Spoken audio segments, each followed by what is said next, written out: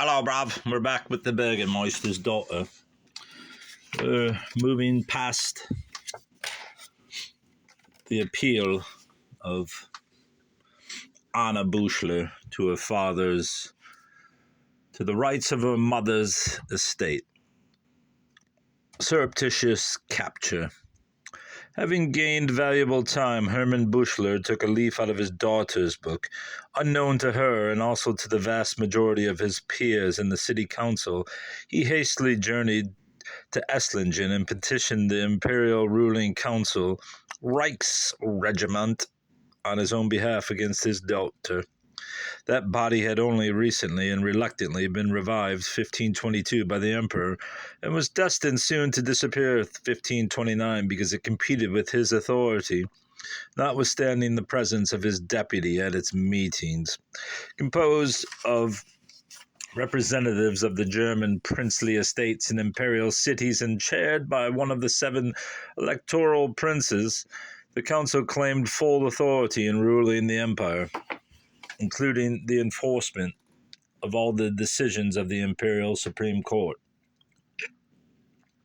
Because of the pending action between father and daughter in Hall, Hermann Büchler's colleagues in the city council could not properly have condoned this action had they been aware of it in advance, but even if they had known about it, it remains an open question whether they would then have taken measures to block it by directly informing the Esslingen court of the status of the process in Hall. Hermann Büchler now asked the Imperial Ruling Council for a special order permitting him by his rights as a father to take his willful and disobedient daughter, who had since returned to Esslingen, into his paternal custody and return her to her home in Hull, if necessary by force.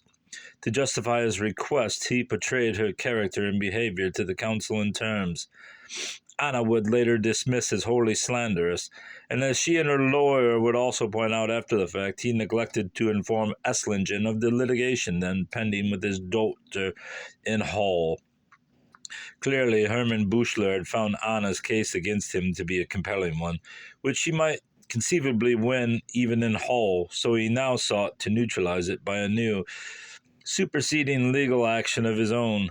How is Esslingen's seeming negligence in allowing Hermann Büchler to gain the upper hand in so devious a manner to be explained?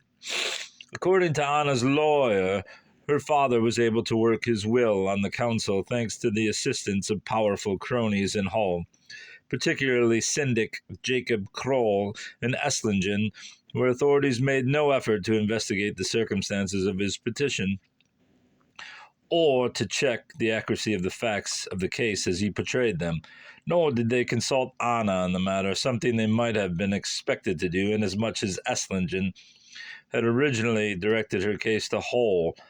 There are, however, other possible explanations for Esslingen's juxtaposed and seemingly contradictory orders. Honest oversight is one. Different lower judges or assessors might have staffed the 2 preliminary hearings, and since both Anna and her father presented what the Imperial Supreme Court would have considered routine petitions, the judge could have granted them both without the High Courts actually meeting to hear either. That is, Judge A could have heard Anna and Judge B her father. And since many such preliminary actions were not recorded, neither might have known of the other's order.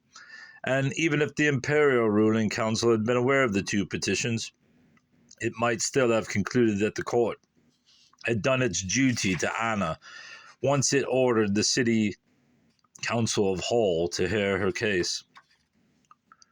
Be all this as it may, on October 11th, 1525, Hermann Büchler got exactly what he wanted. On that day, the Imperial Ruling Council issued in the Emperor's name an order permitting him, by whatever means necessary, to take his daughter back home to Hull, a so-called mandate for surreptitious capture, We, Charles V, elected Roman Emperor, publicly acknowledge with this letter and declare to everyone that in response to the complaint and argument officially brought before our imperial government in the Holy Empire by our and Empire's loyal servant Hermann Buchler, we grant and allow him, as is proper in strict accordance with the law, to take place and hold in fatherly custody and imprisonment his mischievous, insolent, and disobedient daughter, who is still under paternal authority, and who has in many ways done harm to him, her true legal father, having remarkably often stolen from him secretly and against his will, and in addition disgraced him, and in still other ways behaved in a completely bad and dishonorable way, contrary to maidenly discipline, thereby setting a bad example and giving offense. The decree also ordered all authorities under imperial jurisdiction of whatever rank and station, and especially those of Schwabish Hall, neither to delay nor to hinder Hermann Buchler as he passed through their lands, nor to give any heed to the plaintive cries of his captive daughter. Thus empowered, Hermann Buchler, assisted by a servant, presumably Leinhard Wahmann, located and seized Anna in Esslingen, bound her and placed her in a cart, and transported her back home to Hull. There she remained a prisoner in her father's house for over 6 months, chained by a foot to an oak table. Public transport in chains and imprisonment at home was at the time a medically approved and legal procedure for dealing with the mentally ill. Anna, however, was a healthy woman in full possession of her faculties, and one can only imagine the terror and humiliation inflicted on this proud-spirited woman by her seizure, transport, and captivity. The experience left her wounded lifelong, but like a tiger, not a lamb. In later trial testimony, not one disputed the basic facts of her case as Anna alleged them. Not the servants who had been directly on scene, nor the members of the city council who had learned of her distress in the comfort of their tap room. All agreed that she had been taken from Esslingen, the Hall, against her will and kept as a prisoner in her father's house for half a year, without any protest from or intervention by city officials. Barbara Darlin, who was president in the house during these months, confirmed that Anna had been chained there. Anna herself describes the experience as a harsh, unusual, unspeakable captivity. The only recorded kindness shown her throughout the ordeal was Wahmann's professed effort to provide her with better wine than he had been ordered to give her by her father. So he chains her up, but then gives her wine. I guess maybe wine was water then. Anna escaped from her father's house in April 1526, climbing out a high window that had inadvertently been unlocked. Within days of the escape, however, Hermann Buchler had in hand a new mandate for her recapture. Impressive testimony to the emotional ferocity of their relationship and her father's political connections. This time the order came from the court of Margrave Casimir of Brandenburg-Ansbach, the electoral prince then chairing the imperial ruling council, and into whose territory Hermann Buchler believed his daughter had fled. That a new mandate was needed suggests that the first had been specific to place and or time and carried no weight within the Margrave's territory, or if it did, had by this time expired. Again, it was obtained with the help of a well-placed ally, Hermann Buchler's brother-in-law, Wolf Ufner, then the Margrave's chancellor. The new order, issued on April 11, 1526, gave Hermann Buchler free hand to hunt for his daughter in the Margravial lands of Waldeck and Bamberg. Nobleman Wilhelm von Wellberg, in whose service Daniel Troutwain at this time rode, was Waldeck's bailiff, and her father possibly suspected that she had fled to that area in search of Daniel. Anna, however, was not about to fall into her father's clutches again. Far from having been broken by his cruelty, she had been transformed into a warrior by the ordeal in Hall, and while she would never know real victory in the contests that lay ahead, she, not her father, would henceforth be the aggressor in their legal battles. Fighting back, making her way to Heilbronn, Anna took refuge with maternal relatives there. Around this same time, she married a poor nobleman and reputed compulsive gambler, Hans von Lusenbrunn.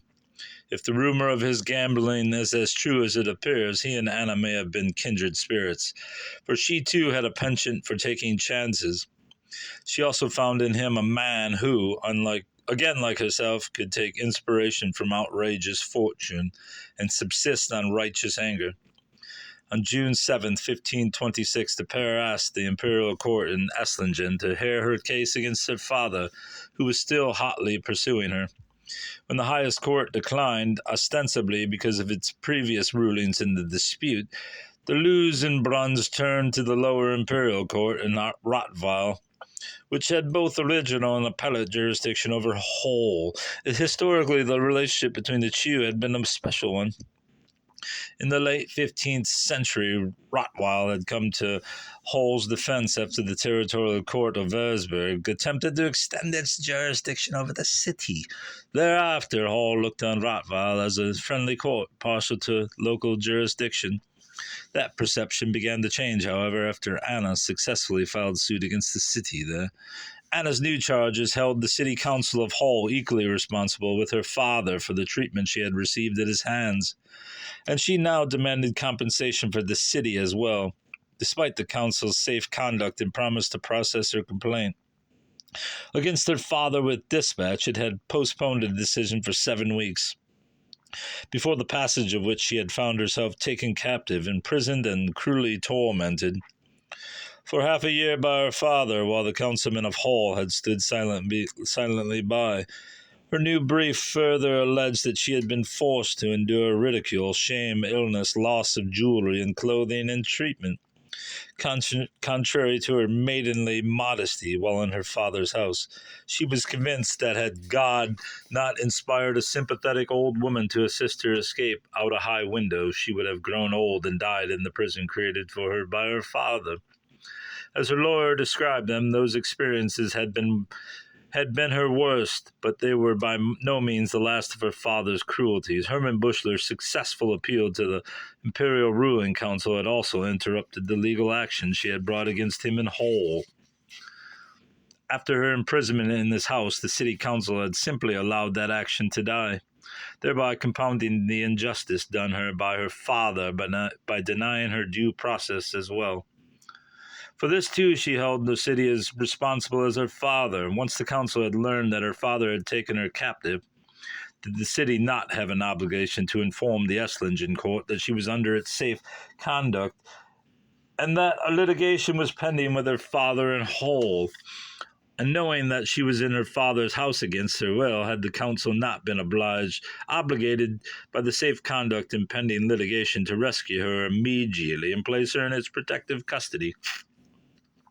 In suing the city as well as her father, Anna demonstrated not only her determination to pursue justice for herself, but her enterprise as well. One of the conclusions of her petition to the Rottweil court, reopening the case, reads, Anna would much prefer to lose or never to have had 5,000 gulden, if such could be hers, than to endure again the disgrace, insult, and loss she suffered at the hands of her father by such imprisonment. Inasmuch as the loss or denial of 5,000 gulden seemed to her a comparable experience to the one she had gone through, that very sum was what she now asked the court in Rottweil to order the city of Hole to pay her in damages on pain of outlawry. The shock of that ruling was clear in the city council's response. It hastily delivered to the Rottweil court a thickly documented reminder of the city's historical rights and protections from outside interference, replete with copies of letters from Emperors Frederick III, Maximilian, and Charles V. Ironically, this was exactly the kind of protest the Rottweil court had made in the past on the city's behalf, when foreign rulers and courts intruded into Hole's internal affairs. This time, however, the city did not have the courts here because Rottweil viewed a breach of safe conduct by an imperial city as a grave offense and one well within its jurisdiction to punish. On such assurances, the very order of the empire hung. Persuaded that Anna should be compensated for the shame, insult, ridicule, and bodily injury she claimed to have suffered in Hall, Rottweil directed the council to hear her complaint. Finding itself overridden in the lower imperial court, the council, like Anna and her father before, fled to the higher, asking Esslingen again to intervene in the case. The decision of the Rottweil court, it argued, had been based on false information, which, when corrected, would render its decision invalid or at least wrong and contrary to imperial law. In making its case, the city presented two winning arguments. First, as a father, Hermann Buschler had a sovereign right to punish a disobedient child for shameful public behavior. The time had not yet come in Europe where children were deemed to be as much the ward of the state as of their parents, although the Lutherans were then beginning to make such claims in their school ordinances and catechisms.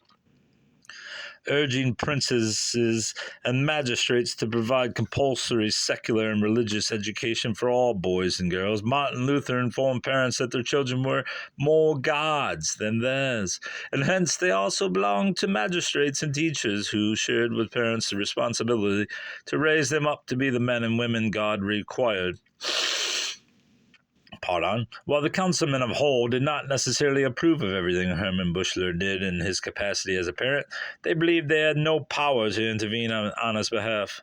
Once Esslingen had awarded her father a custodial mandate permitting her seizure and return to the parental home. By that order, not only did Hermann Buschler have the emperor's leave to take his daughter, but all of his actions pursuant to the mandate remained outside the city's jurisdiction. Indeed, the mandate had made a point of instructing the Bürgermeister, city council, and imperial mayor, Schultes of Schwabisch Hall, not to interfere. If that were not enough to tie the city's hands legally, the council had itself earlier placed clear limits on its responsibility for Anna's welfare and safety in Hull.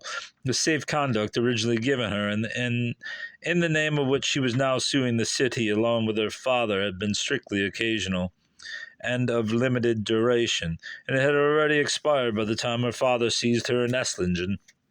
Never, the council maintained, had the city intended its safe conduct to be construed as an open-ended lifetime guarantee. It applied only to Anna's travel to and from the city on the day of the hearing, when her father took her captive in Esslingen. She had already returned there safely from Hull, as the city had in good faith promised she would do, thereby fulfilling its promise of safe conduct. Anna, of course, did not find the council's rebuttal of Rottweil's ruling persuasive, and she begged the court in Esslingen to reject it as well. Having succeeded in giving the councilmen of Hull a good scare, she did not want the process to end there. As far as she was concerned, the only pertinent condition for any action on her behalf by the City Council of Hull was the fact of her incapacitating poverty, when Esslingen now overruled Rottweil, denying her the damages the latter had proposed and returning the case to Hull for a new hearing. Anna could not have mistaken the loss of the best opportunity she would have to get even with her father. In December 1526, a subpoena to that hearing was prepared for Anna. A note scribbled on the extant court copy by an unforgiving scribe tells of his attempt to deliver it to her at a prearranged place at the Esslingen town wall. According to the scribe, when the two met at the site, Anna informed him that the subpoena did not belong to her and refused to take it. The annoyed scribe claims that as she walked away, he deposited the spurned summons in an embrasure on the wall where the two had met. When he departed, he noticed from a distance that Anna returned to the spot and took it. The return of the case to Hull's jurisdiction could only have brought joy to the council. Painfully aware of their vanishing opportunity, the Lusenbruns protested the Rottweil was a celebrated court, from which no issue of law or safe conduct could properly be released or redirected. But their arguments accomplished nothing, and must by now have seemed even pitiable. The overturned ruling of the Rottweil court could remain the most favorable Anna received during nearly 3 decades of litigation with her family. She had gotten in her licks, to be sure, but the opposition had escaped unfazed. This particular episode was now finished.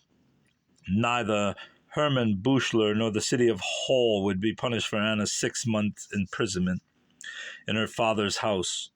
Of the original demands in her Rottweil petition over that, only that for paternal support still remained viable, and she and her husband would soon pursue the request by another route. Incest? The relationship between Anna and her lovers is straightforward enough. It is with her father that remains bizarre and begs further explanation. Here was a man of local prominence who freely allowed and may even have encouraged his daughter to dress in a provocative way, thereafter to reprimand her when, predictably as he himself must have known, she caused a public scandal. If Anna is to be believed, her father also prevented her from marrying when it was more than fitting for her to do so, and when her behavior with suitors was making them both subjects of gossip. Having endured her thieving and cavorting with Daniel Troutwain, Hermann Buchler must have considered the discovery of her long-hidden affair with the future Schenk of Limburg the last straw, and he drove her from his home and eventually out of Hall as one would a common criminal. But he then brought her back against her will, holding her in his house under conditions she herself described as cruelly tormenting, and an unspeakable captivity, during which captivity he allegedly also abused her maidenly modesty. And no sooner did she escape that terrible prison than he began hunting her down again. While the citizens of Hall had no liking for willful and disobedient children, and to this extent sympathized with Hermann Buchler, there were also those who considered his treatment of Anna unacceptable, even unparental and unnatural. As Anna herself described it, his conduct was sufficiently disgraceful in the eyes of his peers to cause his premature retirement from the city council. Although his skirting of the council's authority during a pending litigation probably played the larger role in this, why had he acted in so self-destructive a fashion? How is his hostility toward Anna to be explained? So intense and persistent was the hatred between the two that it raises the suspicion that something profoundly disturbing to them both had occurred in their relationship. A modern reader may even detect a hint of incest in Anna's allegation that her father treated her contrary to her maidenly modesty while she was a prisoner in his house. He had been married to her mother for 25 years when she died in 1520, and one may wonder how easily he might have seen the mother and the now grown daughter after Anna returned from Castle Limburg to assume her place within his household. The main reason he alleged for not wanting Anna to marry and leave the paternal home was that she would know her have it so good as she would there with him. There is also evidence that Hermann Buchler's relationships with women after the death of Anna's mother were troubled. He had 2 brief marriages after Anna left his household. In 1525, one of which ended in divorce. The first in 1528 was to a local woman, Elizabeth Kraus, who appears to have died within the same year. In 1529, he married Barbara Eitelwein, a native of Heilbronn, 40 kilometers to the west. After 2 years, she left him in anger and returned to Heilbronn. Hermann Buchler refused to send her some clothes and furniture she had left behind in Hull until she agreed to pay taxes on her part of the marital property. Only after the city council of Heilbronn made a formal request on her behalf to its counterpart in Hull, September 1531, pledging that she would pay her fair share of taxes in due course were her belongings sent. Hermann Buchler had been Barbara Eitelwein's 3rd marriage as well, and she, like him, had a reputation for toughness and double-dealing in family matters. After her first husband's death, his nephew had contested her right to an inheritance, alleging that she had conspired with his Franciscan confessor to coerce the poor man into changing his will to their benefit on his deathbed. In Barbara Eitelwein, apparently, Hermann Buchler had met his match. After her departure from Hull, he declared her no longer to be his wife, and their marriage was evidently annulled. He did not marry again. Whatever suspicions of incestuous feelings or actions between father and daughter might be extrapolated from such relationships. To indulge them would be to speculate well beyond and against the evidence. Certainly, if anything of the sort had ever occurred, Anna could and would have used it against him to very good effect. She gives a far more plausible explanation of her father's behavior when she describes him as an all-too-proud man who acted out of anger and greed. Herman Buchler had liked the idea of having his eldest daughter return home and replace her deceased mother in his home as his housekeeper. She was to be both a loyal servant and an ornament of his power and whole. That contemporaries thought the arrangement strange and that Anna believed it to be against her best interests were of no importance to him. He expected her to be grateful and to perform her duties with the same self-discipline and skill that he performed his. As the daughter of a legend, she had a lot to live up to. When she instead brought him embarrassment and shame, inflexible, harsh, unforgiving anger was the result, and he thereafter stalked and punished her as if she were an animal. From Herman Buchler's own reported comments, the discovery of his daughter's secret life had deeply shaken him. The realization that she preferred keeping house for the Schenken to being the mistress of his own only confirmed her disloyalty, and it was a dagger in the parental heart to hear her wish him dead. That she should think of him as the obstacle to her happiness rather than as its generous source was ingratitude beyond the pale. Why else had he brought her home to live with him? Why had he indulged her so and given her so much slack? Had he not trusted her to run his grand house and look after his affairs in his absence? Could she not have known of the pride he took in her beauty and industry?